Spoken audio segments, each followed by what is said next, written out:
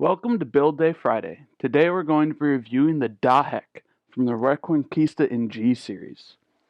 This is a pretty simple build, and I think it's also a very interesting build. I've just built the Daheck and the End, and they're two completely separate builds in the way they work.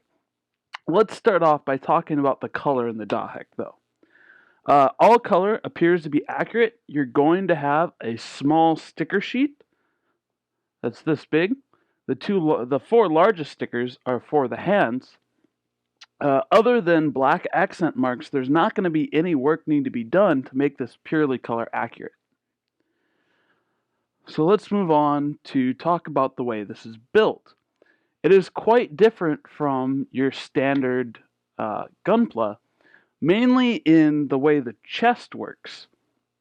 Normally your chest is two large parts and then extra armor, and building this chest, I think, was 4 or 5 parts. It's just very unique in the way that it's put together.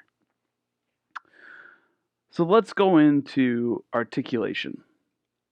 The arms are on your universal ball joint, but there is no swivel coming out, so they are tight in that cage. They do not have a lot of upswing. That's about as far as they can go, because there's no polycap to swivel up, and the armor here limits the upper swivel of this arm. However, the arm is on your usual polycap in there. As usual, your arms only bend about 90 degrees with a single joint.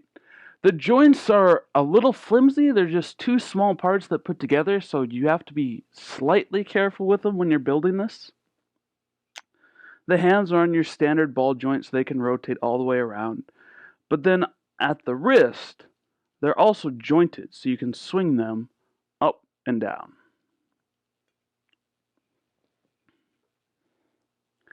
Your head is on the universal ball joint, but it has that neck cuff that comes on most in this series. So the upper ball joint gives you really good up and down movement, and the lower ball joint gives you your side to side movement. Going into the legs, they can swivel up all the way. They cannot swivel out too far. What makes this so interesting is they're using a polycap there and a ball joint on the actual hip, which is quite a bit of a departure from other suits. But because this doesn't have that usual mobile suit look to it, it has, I guess, a bit of room to play around with the design, but that's going to slightly limit your options, though not too much, because they're attached with the usual peg. So instead of just switching out the entire hip like you normally would, you would be switching out the leg joint if you want to customize this. Legs, again, can only go about 90 degrees, which is pretty standard on this line. You get a little bit of back and forward and side to side with the feet there. And now we have the arms on the back. Now the arms on the back do not peg into any polycaps or really any tight-fitting area. They just kind of peg into the armor. So that can be a slight bit of downside. They're double jointed, so they have one joint close to the armor and one joint from the gray part to the blue part, so you can get them to go up 90 degrees. Now, they peg straight into the body frame. So there is no backpack to switch out on this guy, so you can't customize them that way.